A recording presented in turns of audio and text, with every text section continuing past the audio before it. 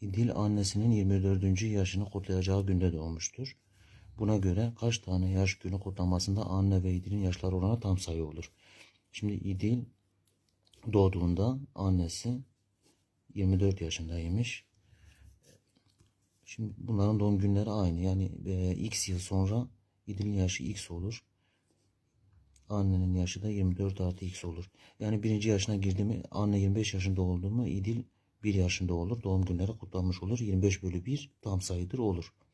Şimdi bize istenen ne? Oranlar tam sayı olacak. 24 artı x bölü x tam sayı olacak. Kaç tane tam sayı olur diye sormuş bize.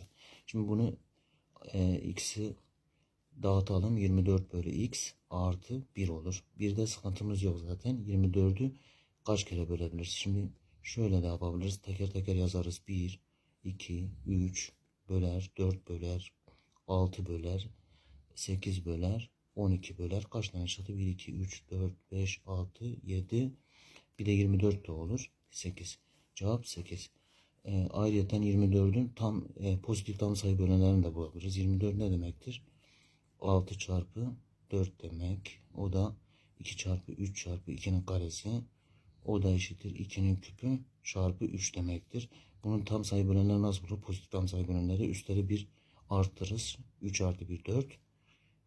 Bunun üssü 1'dir. 1 artır 2. 4 kere 2 8. Böyle de bulabiliriz. Cevap 8.